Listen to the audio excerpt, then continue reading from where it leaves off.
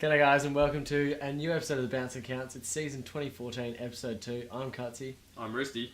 I'm Angeli. And we're back here. Brando's here for his seventh time back. Yeah. His seventh comeback. of the Bounce and Counts. Yeah, it's been a while, Yeah. but you know.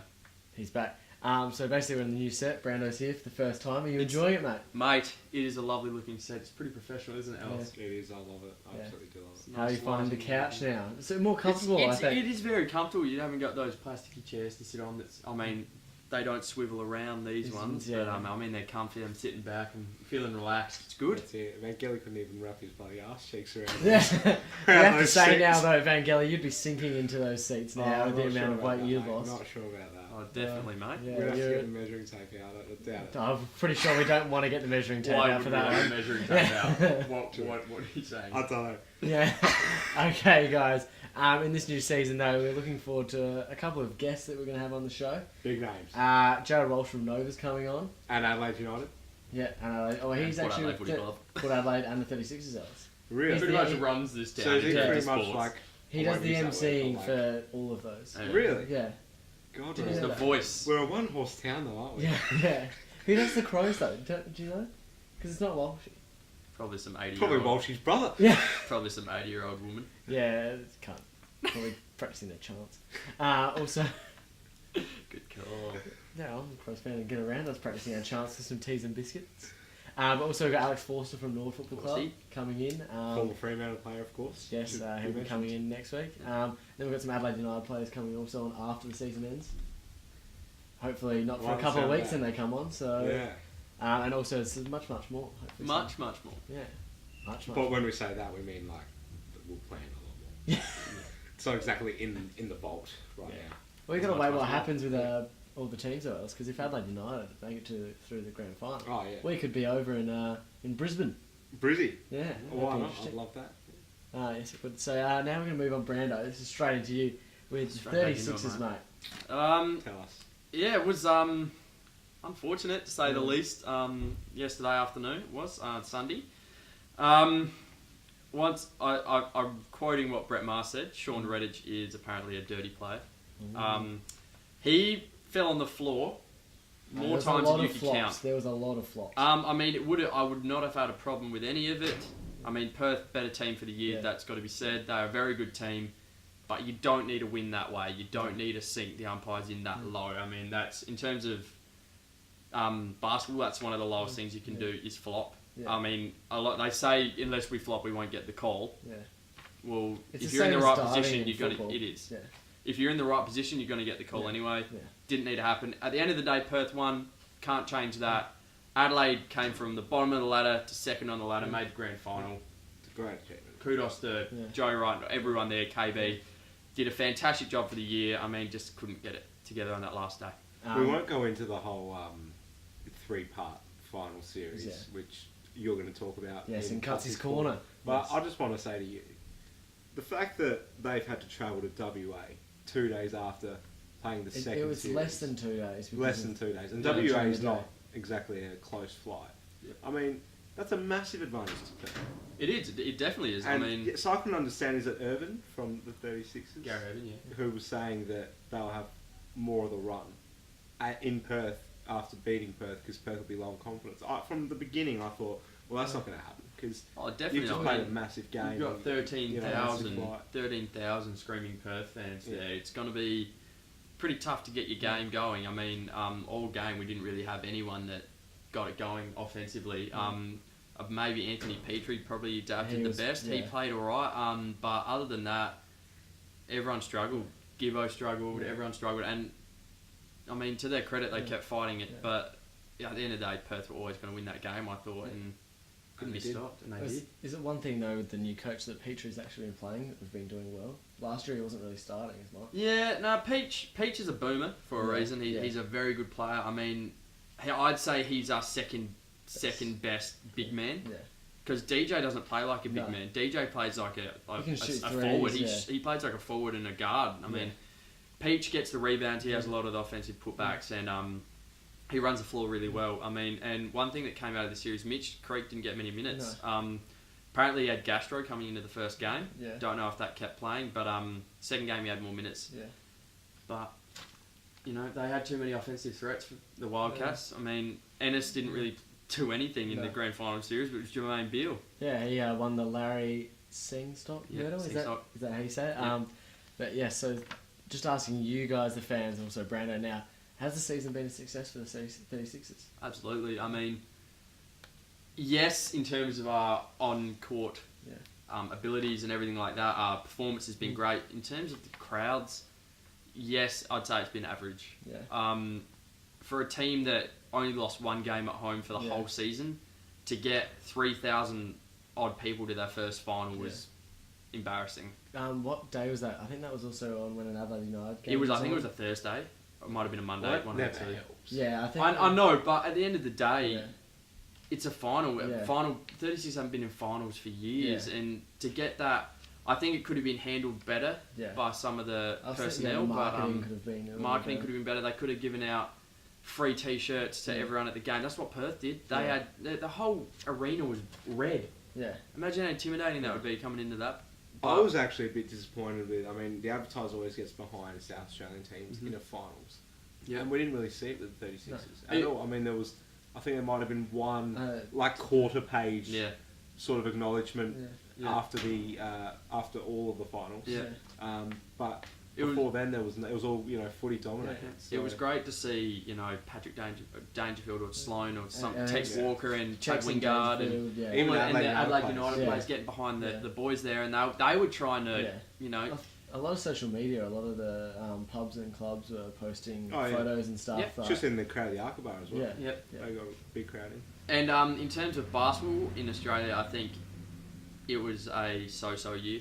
I mean, we've got some players doing some great things in America, but when do we hear about it? Yeah. Unless you're a basketball fanatic, you're not going to know about Matthew Dellavedova killing it for the Cavs or Paddy Mills doing well. Well, I think it was on Sunday Mail. It might have had on the side a 50-word thing of the Warriors clinching a playoff spot. Exactly. So, and one last thing I have to say about the NBL was they should probably be ashamed of themselves calling that umpires fair. The game fairly it was not fair for both teams. Yeah. I'm not saying that because I'm a 36ers fan, but even when they came back to Adelaide, it favoured Adelaide. Yeah. Like they're not meant to get persuaded by the crowds. No. On that first game, there was, I think it was 40 odd foul shots to 17. Yeah. Like you always, and we lost by 8 points. Yeah. You're always going to win a game when you get that many foul shots. Yeah. But we move on next season. Yeah, and we've got to move on now. Sorry, Alex. To AFL talk now. So big week. Yeah, big week. 4th round now in, and we're going to start with where to now for Carlton.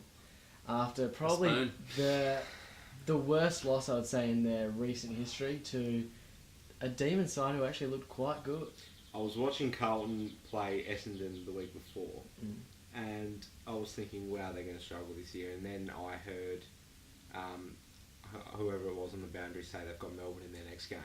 And so I thought, okay, well then at least their season picks up next week. The crisis won't eventuate into another further week. What on earth went wrong? Yeah. I mean, I was sitting in Harvey Norman of all places with my footy app open, and I'm thinking, God, they'll be 100 points up. And it was like 57 to 84 or something, and I was thinking... I was at the Port game, and that came on the big screen. No joke, everyone was just there, and they just went, what? And then I started cheering. Yeah, as you would. It reminds me of when GWS beat Sydney at the start of the season. You checked it and you're like, is my app actually working? But even still, that game didn't have... The GWS game, for some reason, didn't feel to me as shocking as this game. Like, Melbourne this game was ridiculous. Well, who did Melbourne lose to the week before? And they got absolutely... They lost GWS. GWS beat them, and then you go, that's a massive turnaround. Yeah, and I couldn't believe it. Well, yeah, I think, like I said, Carlton, some of their pickups haven't been great, and I think Eddie Betts is looking very good for the Crows. He is. He did a wise move, coming out of Carlton there. I mean, I know Crows have only won one more game, but he's been the future looks brighter for them. Line. Yeah. The future looks brighter for the Crows than it does for Carlton. I think Betts doing well kind of cancels out Posey being a massive flop. He played well last game. It's not hard against Saints, but still. He didn't shot in the Sydney game or game, as we said. Irrelevant though, with Carlton, Mark Murphy came out after the Essendon game. He said it was the most embarrassing game he's ever played in. And he said the leadership group and I need to have a very good look at ourselves. Well, you didn't, obviously, because you went out and lost to Melbourne the next week. Well, I mean, it all falls back onto Murphy, doesn't it? At the end of the day, but I don't think he's had that shocking of start of the year. He's been doing alright. I think he's averaging 20 odd touches. That's still not bad for a midfield player. He's always getting the tag. Pundit said that they don't think he's a captain though. I don't know who said that. I don't know if it was Cameron League or someone.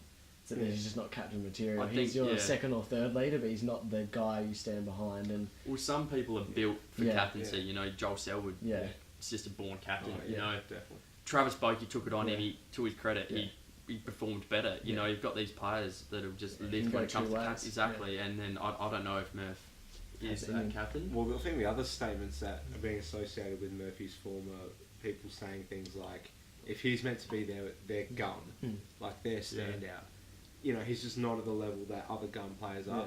Like, he's not the kind of player, as good as he is, who's going to drag your team over the line. And that showed against Melbourne. Yeah, I don't think he's ever... I can't think of a game he's won off his own boot. No, definitely not. Yeah. Moving on now to the Crows, just quickly. We've turned the corner, hopefully, with our first win. But I want to talk about now, with GWS, Melbourne and the Bulldogs coming up in the next 3 games before the bye, you would think that the Crows have to be 4-3 after that. Isn't that North Melbourne? No, it's the Demons. Yeah, really? At the MCG. So... Well, at the start of the year, everyone would have said the Crows have got an alright run there into the bye. I mean, like, look at the teams you're facing in the last 4 weeks before the bye. I mean, you should win all of those games theoretically, but look what Melbourne just did. You don't know who's going to show up on the day and who isn't. I mean, if you want to say that the Crows will turn the corner, I think they will personally. I think they've got an alright list. I mean, they just haven't really performed the first few weeks. And I think they will turn the corner in these 4 games, but then you've got to look at who they've got after the bye. And will their confidence be struck down again? Who knows? More teams that finish or start with 4-3 do make finals, that have more of a chance. But you're better off than being 2-5 and after these games. Absolutely. But these are winnable games, you'd say, Els, correct? Yes, absolutely, 100%. Now, just quickly on GWS, do you guys think they're ahead of where they even thought they would be now, with being so competitive against some of the bigger teams? Where would you compare them to Gold Coast in Gold Coast's year this time round that GWS have? So it's pretty average, pretty the same. I think. Who do you think's developed? I think GWS might be coming a bit ahead further. of steam. If it wasn't for Gary Ablett, I think GWS would be so much further forward. But after seeing Hawthorn beat Gold Coast by 99 points and Ablett still having 35 touches and carrying them, without Ablett, they need someone else to stand up now. And Jago Mira and stuff are coming starting through. to play a little bit better as well, but he's a defensive player. I mean, but they need more of those guys to stand up now. Absolutely. Who's going to be their next big recruit? That's the thing. I mean, who would have picked Buddy at the start of the year to go to Sydney over GWS? Where would they be now if he was actually playing at GWS? Would he be in a better position? The other thing is, has anyone taken any note over how much experience Guy McKenna has sitting behind him? Malcolm Blight, Primus, someone else, some other big name, past-timer, forgot who. We'll find it. But he's got a pretty good lineup of coaches. Yeah, well, that's the thing. Coaching these days isn't. It's only one coach. There's so many people behind the scenes that call some shots and all to learn off. Now, finally, here, Mitch Clark sadly retired from AFL football last week because of depression. And I think he said himself that it was his injury layoff. Do we do enough AFL footballers to help them through these times, do you think? I think it's all sport actually in general. I don't know. I think... Yeah, I'm not sure. I mean, he could have... Anyone can get depression. I think that's what they're saying. I mean, and it's a serious illness, of course. And but I think being in an AFL club, you've got... that support network. Yeah, you've got support network there that will help you out. Whereas if you're alone, outside of a footy club and you've got no one to talk to, you're in a worse off position. And they're the people we should be diverting focus to, not AFL footballers in my opinion. They've got more than enough support. I think it's just a sad circumstance that it's gone to him, in this way. Well, I think he said himself that his problem was his injury that put him away from, I think, the whole club situation where he was stuck at home a lot by himself, and obviously wanted to get back playing, but couldn't actually. Obviously, with a serious injury, you are stuck at home. He was a fantastic player as well. Yeah. Hopefully, he was a very good player. Gets a year or two away from the game and finds himself again, and then can come back maybe. Oh, I don't know. He's got. I think he's getting there in the age. I think it's only 25. He's only 25, right? And I'm completely wrong. He's got plenty of time. Yeah. I'm agreeing with you. Just quickly before we're about to leave AFL, aren't we? Risty, Port v Brisbane was a good performance, wasn't it? Fantastic performance, mate. Yeah. It was great. Port haven't done that for years. Just absolutely pumped the team. And sitting back in the members there at Adelaide Oval, couldn't have been a happier man. Just sitting there, enjoying the scenes, watching Pollock destroy his old club. Pollock, Oh, dude's a beast. Oh, yeah. It was just fantastic. I mean, it was a great way for Port come out and say, we had a loss last week, but we're going to albeit Brisbane, but even still. You smashed him. Well, you two had a very good weekend. Van Gelly not so much. No. And, a big game this weekend, don't we, mate? Well, not only that, our run from here on into the bye is ridiculous. Hard. We play you guys Saturday night in Perth. We've got Essendon, we've got Hawthorn, Carlton, and Derby. Yeah, well, we've got Port. We've got Port, do we? We've got Port. Good Port. on We've got West Coast, and we've got Geelong and Hawthorn. Yeah. They're three pretty tough games. Is Geelong... Geelong's at Adelaide. Oh, that's... So, I'm thinking that'll be a big game. One thing I was going to say, though, with Port is you've got your 50,000 members now. Congratulations. Thanks. 35,000. Where was the other 15,000 on Saturday? I think a lot of it is Port's membership campaign has been amazing in terms of getting people who out of aren't state from, and getting... They've even got international membership. Yeah. That's a fantastic marketing campaign in Port Adelaide. 35,000 fans is amazing from a Port Adelaide. Oval. Yeah, but Amy Stadium. Sorry, absolutely. If that was an Amy Stadium game, we'd have 17,000. Yeah, you probably also have to attribute that to a lot of the sort of more plastic fans who would say, "Oh, well, it's Brisbane. Let's just have a barbie at home and watch the roll Brisbane." Also, I think it was the first weekend of most Saturday sport because exactly. Saturday, I mean, at the end of the day, we've got 50,000 members. Crows got 53, but there's a lot of people that still support the Crows without being members, and Crows still own this town in terms of supporter base. Yeah. So you're always going to get more numbers to the crowd. I think Port's louder, to be honest. Yeah. But it's great. South Australian footy's it's just in a great place, and that's what matters really. I think it's a very new generation of Power fans. Yeah. Oh, yeah, absolutely. It's fashionable, like we said, I think on last time's show. It's very fashionable. One thing in our new Ask You segment at the end of each sort of sport, just quickly asking you, both of you, should there be player names on the back of jerseys after next week or this week coming up? It's being trialled, and Gold Coast and GWS both came out this week saying that they're hopeful that the names on the back of the jumpers will help their supporters identify new players. So, well, it's true, not many people know, even like myself don't know the Gold Coast and GWS players. Are you happy with names on the back of jerseys? No. I don't like tradition. Really? And I just think it'll, even though we've got all that in Europe, I think it's just Americanising it a little too much, just the whole names at the back of the jumper, I'm not for it. I'd rather the number itself. They play for the number, in my opinion. Oh, I disagree. I disagree. I think as soon as you get your name on the back of a Guernsey, it's yours. Yeah. You completely own that. It just brings a whole new personalised level to your team and your supporter base. Yeah. Everyone can say from a distance you're not going to be able to read the name. I understand that. You're going to always look at the number, but even still, you want to buy a Guernsey that says Travis Boak, it says Boak on the top, you say I've got the Boak Guernsey. That way, in 10 years, if that number changes, people know you've got Boak, and you were a fan of Boak back in the day. Yeah, that's good. Well, I was about to say, because Crows jerseys haven't really changed that much over the whole 10. time. Yeah. So if you've got 32, are you Rashido, are you Dangerfield, etc.? I was about to actually ask you that. I was about to say, forget about names. Yeah. If you're Paddy Dangerfield and you've been given number 32, that should be more than enough of an initiative to play your heart out every week because you're wearing the number of a captain, of a champion of the club. Yeah. I also think, though, that you play for the team, but you also play for your family on the back. I think so. If you've got that on your back, you're running out as also for the Crows and you're running out for Cats. Yeah, and you see, I mean, I don't know, I agree. You see every other team sport out there has individualised names on the back, and I think it works well. So it's always cool to get you. Yeah, we're asking you now. What do you think, guys? Do you like the idea of that? So now we're going to move on to Rishy's golf chat quickly. Yeah, the Masters. Masters, what happened? I didn't watch much of it, to be honest. Yeah. I watched some of it, but I was working a lot. Bubba Watson, congratulations. He took it out this morning. For the second time. The second time, yep. He had a great last round. There was a young, I've forgotten his name, he's a 20-year-old Yank who came through and he was winning coming into the last round. But Adam Scott didn't play too well. No. He had to hand over that green jacket at the end of the day, but he's won one. He's won it now. He's won it last year, and that's pretty much all that matters. I mean, oh, you're going to bed with that. Yeah, that's it. Yeah, you'll sleep well for the rest of your life. With that green jacket. Yeah, but it was. I think golf's in a really good place. You see, I think it always will be. It will always be a really good supporter base. You talk about from an Australian perspective. Australian and world perspective. It's definitely a world game. Yeah. Everywhere you go, there's always a golf course, pretty much in terms of countries. But yeah, it's in a great place. Yeah. Popular for the average beer-garden man. Exactly. To be said. You can play up until you're old.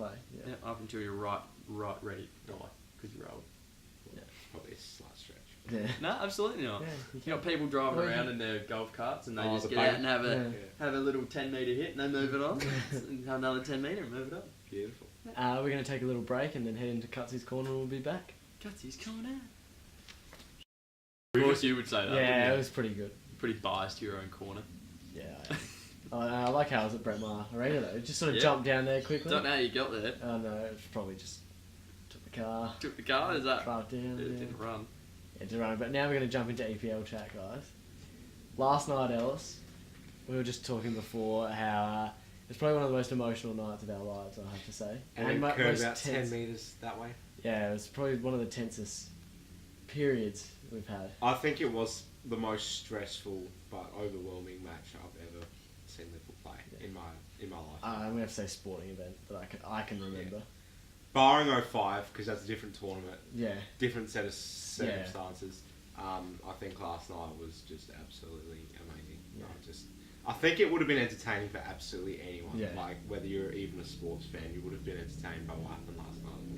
Yeah, so we had a couple of Liverpool fans over and a couple of Manchester United fans just to mix it up. A bit of banter in there. But when it hit the point when it was 2-2, I think all of us... We all dropped our heads. We dropped our heads. We were...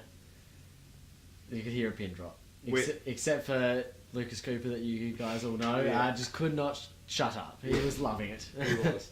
But I mean, in terms of who had the run, like they probably had 90% of it. Yeah. And we had 10, and we were just holding on for dear life, and then out of nowhere, Coutinho big bad Felipe Coutinho with an absolute bender. So let's just review the game quickly. Sterling was excellent in the start. That first goal was coming of age. He's only 19 still. Yeah. I think he's been around for ages now, but he was just immense. Suarez had a bit of an off game, you'd have to say. Yeah. I would. I mean, I think the game was a true representation of how Sterling's season has gone thus far. He's just come of age so far. Like, I'm not sure if you remember when we were in Melbourne. We were walking back from the stadium, and I was going on. I and a lot of us were going on about how Sterling could do with a loan. Yeah. Out of Liverpool.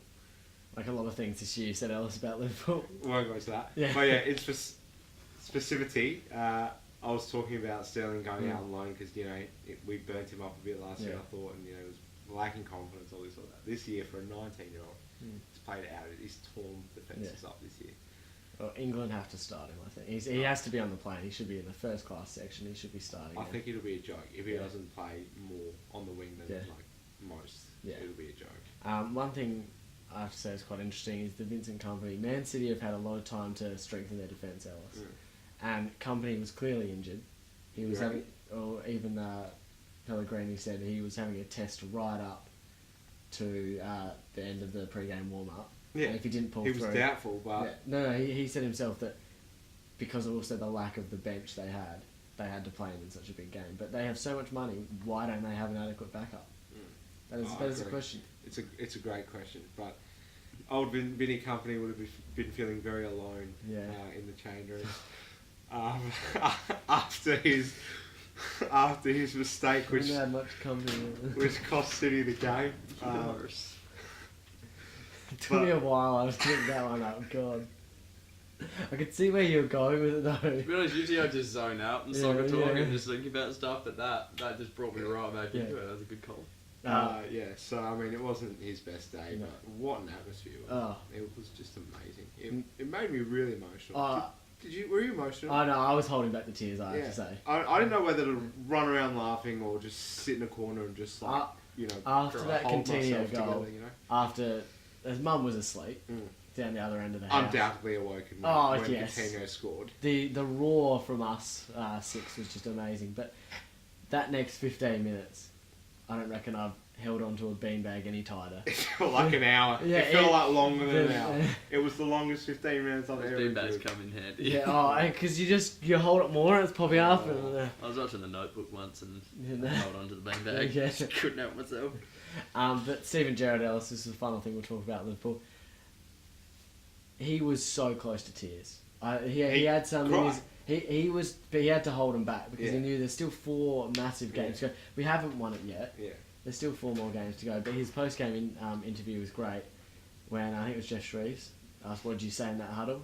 He said, "It was none of your effing business, mate." Yeah. He's already said. Yeah, really. Yeah, and he walked off. Well, apparently somehow it's been leaked what he said. Yeah, it was. Don't let this. We have to do the same at Norwich. Apparently, is sort of what he said. Mind you, with a few F-bombs. Yeah. But good on him. What a leader. And if anyone deserves a Premier League winners medal, it is Steven Gerrard. Now on to the relegation battle. Fulham had a massive 6-pointer win over Norwich. Now Norwich are effed now. I have to say there is no chance they're getting out of this. Norwich? No. Well, why would you sack your manager with 5 games to go? The one thing I don't agree with, and this is in all sport. And appoint the under-18s coach. Yeah. What's the point? Brando can even join in this one. In all sport, they are versing Chelsea, Liverpool, Arsenal, Man City in their final 4 games. So you sack your coach that's been there for 2 years and appoint the under-18s coach. What are they going to do different? You've got no hope now. If you're going to sack the manager, you should have sacked him 5 games before that. Yeah, exactly hoping to win the 6 games before. I don't know who's They've got, hopefully, touch wood because Liverpool are one of those games. Norwich have got it very tough. And let's just make it a statement and says, alright, if you guys don't perform, go on. Yeah. Look what you just did to the coach. Yeah. True. Well, we can only wish them well, but it will be a long 4 months, 4 games. Yeah, they're struggling. Also now Sunderland, they look like, even though everyone says they've got games, nailed shut for me. They've got games in hand, but at the moment you'd rather the points on the table. It's the same with all sport. Definitely. You'd rather have the points on the table and play those games instead of having to catch up in these final weeks. Cardiff though had a massive win. Yes, was it at Aston Villa? No, it wasn't Aston Villa. I can't remember if you will check it up, but yeah, Cardiff had a massive win that keeps them still only 1 game away now.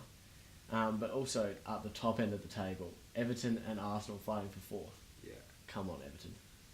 Honestly, I don't know why we're going for them, but I just want Everton to make it over Arsenal. I'm sick of Arsenal fans, and I really do hope that... Gilly's sick of it. I am. And, nothing more to say there. I think it'll be very interesting to see who finishes. Because, I mean, Everton they've just got the run at the moment. They've got momentum. Arsenal have an FA Cup final to worry about, so... And it's interesting with Arsenal getting through on that game. They didn't play very well at all against a championship side in Wigan. And they did it the hardest way possible. Yeah, your boys. Wigan boys. Never watched the game. Wigan were actually really good, and I think the players that they have, they use the loan market quite well. But they have done. I reckon they would be a better team this year than some of the teams that actually were playing. I think they will be playing better than Sunderland after this FA Cup run they've had. But Wigan just do the FA Cup quite well after last year winning it. That's right. Yeah, but we're going to ask you right now, who do you want to finish 4th, Everton or Arsenal? Who you obviously want Arsenal. You wouldn't care. You want Everton. Sorry, and obviously I want Everton. And I think I've just remembered that it was Southampton who Cardiff beat. Correct. Good work. Okay. Now we're going to quickly jump into A-League quickly because the regular season is finished now. And our boys Adelaide United went from 2 weeks ago, having booked in the Adelaide Oval for the grand final. Second and looking very promising. Yeah, to now finishing 6th. And now we have to go over to the Central Coast on Saturday afternoon and play them to stay in the finals. Thus is the nature of the competition this season. It has been that tight, tighter than a nun's. A nun's church schedule, as I love to bring up. But I kid you not. Literally, Sydney FC were not even looking like making the finals the other week, and they finished above us. How tight is Nun's schedule? Probably is pretty tight. I reckon it is. Yeah, I mean, they have a lot of meetings with priests and altar boys, and you name it. I reckon it would be pretty tight. You're digging yourself a big hole in there, Gelly. Getting getting communion ready, consulting the single mums of the suburbs. Like nuns have a big job on their hands. I think it would be a pretty tight schedule. Okay, we've got a bit off topic here. A bit? This still wasn't anywhere near as bad as. And I love wristies. That's an all-time classic quote from you, mate. Oh god, that was some fantastic airtime from you. Yeah. Yep. Okay. Just raising the bar on the internet viewing. Yeah. Just moving on now, quickly, guys. Harry Kill has said goodbye now to. He's not very cute. He's waved goodbye to everyone. He has. And now with Melbourne Heart, it's our final asking you. Do you want them to change? Obviously, now being owned by Manchester City Group, change their names. It looks like they're going to be called Melbourne City now with a sky blue strip. Do you want to see that? I don't like the name change. Change a kid if you want. Yeah. Like that's been done, but changing your name, that's just poor for me. It's pulling the heart out of the club. Oi. You were brewing that one moments ago, but yeah, for me, I don't like that. I mean, I'm used to it. It rings well. Melbourne Heart. And the other thing is, the other Melbourne club we've got is Victory. Yeah. So, Victory versus City Yeah. does not sound very great. No. Victory versus Heart, that sounds good. Brando, changing the kit. Are you for that when a new owner's come Hold in? on, let's emphasise home colours. Yeah. Home colours are home colours. Absolutely. That's what they want. Keep the colours. Yeah. But change the name, you reckon? unless if they're trying to rebrand everything, then they're pretty much a new. Yeah, as soon as you change your name, you're a new club. Yeah. And I say you pretty much lose all your heritage that you had before that. Yeah, to fill you in to people that don't know, Manchester City have a new team in the MLS that they're calling New York City. New York City, yeah. So that's what they're trying to. Every team is going to be City, and then have the same sort of crest, same colours. Yep. So it's sort of players can go in between. Fans of each of the clubs. I don't know. I'm sort of 50-50? 50-50 in the way that some people are saying we've already got a sky blue team in Sydney, but if we're going to expand, teams are going to have the same colours. We're going to have another red team, like United is probably going to be another orange team, etc. Well, Western Sydney are knocking on the doors because they've got all red polos now. Yeah. Which I sometimes get mixed up with when I see like distant shots of Western Sydney players in red polos because I think they're Adelaide players. Yeah. But the colours for me, but I do like the Heart name. Yeah. Maybe still call them Melbourne Heart, but change them to Sky Blue. I can really care less. But you can do that if you absolutely need to. Yeah. But the fans were protesting, the many fans that Heart have. And I think really? I thought they were in favour of it. And I think they said they just want to keep the colours, I think it was. Okay. But then they were using the pun, don't rip the heart out of us, because I think, it's been said that they've changed the name officially, or they've put branding and they've got a new website or something, trademarked it. But that's it for the show this week, guys. Yeah, it's been a great show. Thank you for coming on. No problems. We're all done for this week. Thanks for having me, guys. So, please. It's been great fun. Follow Ellis. How is the Twitter coming along? Mate, how good is the Twitter? It's great. I've actually learned, I'll have you know, how to embed a tweet into an article. Oh. So that's maybe a start. But this is not your Twitter, though. We're saying that how is your Twitter going? How many tweets have you made this week? I make, imaginary ones in the shower. No, so you have to get in the shower. You have to get your Twitter up, Ellis, because all our fans here want to interact with you on social media. So get that going. You guys can also check out our new website, thebounceaccounts.com. It's in the middle of me and Cutsy. Yeah, it's right here. Well, it's here right now. Could be in the description. Yeah, the videos will be there. Other exclusive content, and it's all free. It is. It's free for you unless 100%. You want to give us some money. Yeah, and also so. There's room for sponsors if you want to go on there. You could have a sponsor's name right here. All right. Yeah. Or you could even be sponsoring Cutsy's Corner. Or you could be sponsoring or Vangelis Vendetta. So. Or here. Whatever. Just sponsor us. Please. Interact with us. You could have an ad. Yeah. Who knows? So interact with us on Twitter, Facebook, our website. Yeah, get into contact with us. And there'll also be some more Falls Jewels coming up. Ellis versus Liam Fenson. It's going to be a cracking battle. Brilliant. Yeah. Fantastic. Because I haven't been smoked on the camera enough during TBTC's his short history. It's alright, mate. You'll do well. You bring it on yourself. Yeah. Yes. Okay, guys. Thank you so much for viewing. See you next week. Cheers, guys. Thank you. G'day guys, it's Ellis Gelios here from the Bouncer Counts. I'm currently in our new studio, but you wouldn't really know that because to you it might seem like I'm somewhere else. But I'd just like to say that this is going to be amazing at the Bouncer Counts. There's so much happening, and I think it'd be crazy not to be tuning in this year. So make sure you hit that subscribe button and get involved in everything that we do this year because it's going to be very fun times here